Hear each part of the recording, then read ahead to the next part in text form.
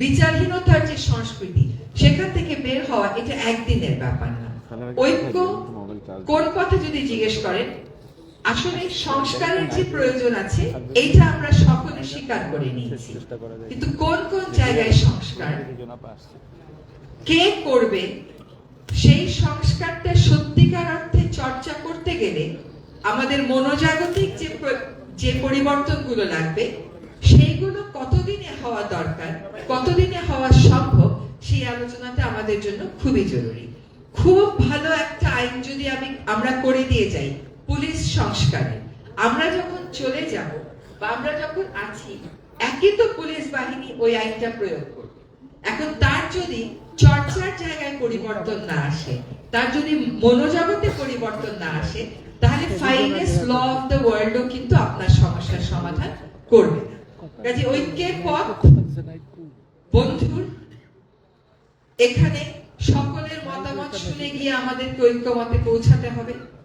বিষয়টা আমি বললাম আর হয়ে যাবে সেরকম না। আমাদের সকলকে কতগুলো সংস্কারের প্রশ্নে জাতীয় ঐক্যমত গড়ে তুলতে হবে। সেই জাতীয় ঐক্যমত গড়ে তোলার ক্ষেত্রে যদি আমাদেরকে কিছুটা অবস্থানের ছাড়ও দিতে হয়, সেই ছাড় দেওয়ার প্রস্তুতিও আমাদেরকে রাখতে হবে। তরুণ নেতৃত্বের প্রতি আমি সবসময় আস্থাশীল, সবসময় আশাবাদী। আমি যেভাবে করে ভেবে এসেছি বা ভাই যেভাবে করে ভেবে এসেছেন, হঠাৎ করে আমরা পরিবর্তিত হয়ে যাব না, কিন্তু বড় ধরনের পরিবর্তন যদি আমরা দেখতে চাই তাহলে সেটা তারুণ্যই আনতে পারবে। কারণ তারাই নতুন করে ভাবতে শিখেছে, তারাই একই জিনিসকে নতুন চশমা দিয়ে দেখতে শিখেছে। কিন্তু শুধুমাত্র নেতৃত্বে পরিবর্তন হয়ে গেলে সবকিছু পরিবর্তন হয়ে যাবে, তাও কিন্তু আবার ঠিক না। কারণ পরিবর্তনটা একটা প্রক্রিয়া, কেবল আইন করে দিয়ে গেলে পরিবর্তন হয় না। এই প্রক্রিয়াটা যেন চালু থাকে, প্রক্রিয়াটা যেন প্রয়োগ করা হয়, সেই জন্য আমাদের সকলকে কিন্তু নিজেদেরকে প্রশিক্ষিত করে তুলতে হবে। আমিও মাঝে মধ্যে মন খারাপ করে ফেলি যে আমি এত কষ্ট করি, তাও আমাকে এই কথাটা বললো। কিন্তু আসলে বিষয়টা হচ্ছে, it is not only a piece of law, it's a process. এই প্রসেসে তারুণ্যের যেমন একটা ভূমিকা থাকে, একই সাথে অভিজ্ঞতারও কিন্তু একটা ভূমিকা থাকে। আর সংস্কারের জায়গায় যদি আমরা সংস্কারের বিষয়ে একমত হই, তাহলে কিন্তু একে অন্যকে প্রতিপক্ষ ভাবার কোনো কারণ নেই।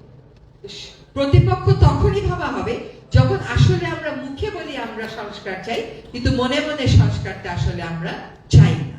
তখনই দেখা যাবে যে বিভেদটা বড় হয়ে যাচ্ছে।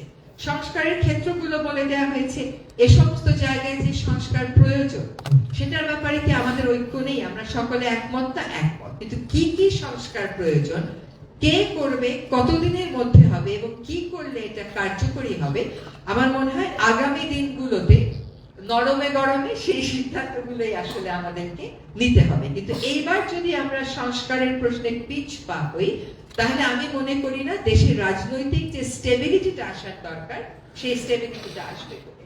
হ্যাঁ, বিকজ আমরা ইলেক্টেড না, আমরা জনগণের ভোটে না, কিন্তু আমরা তো একটা বিপ্লবের মাধ্যমে এসেছি।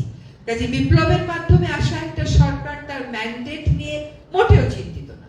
সে জানে যে তার ম্যান্ডেটটা কি, কিন্তু এই ম্যান্ডেটে আমাদের সকলের সহযোগিতার প্রয়োজন হবে, যাতে করে জনমতের যে প্রতিফলন সেটা আমরা দেখতে পাই সংস্কারের মাধ্যমে।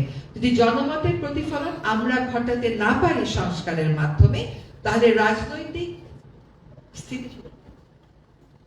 রাজনৈতিক স্থিতিশীলতা এইটাও কিন্তু আসলে অ্যাচিভ করা আমাদের জন্য কঠিন হবে। কারণ মানুষের প্রত্যাশার সাথে যদি আমাদের গ্যাপ থেকে যায়, তাহলে বারবারই আমরা এক ধরনের রাজনৈতিক অস্বস্তি এবং জটিলতার মধ্যে পড়ব। আমি আশাবাদী যে এই সরকার দায়িত্ব নিয়ে যে কাজগুলো করছে, সংস্কার কমিশনগুলোর রিপোর্ট পাওয়ার পরেই আমরা পাবলিক এনগেজমেন্টে চলে যাব।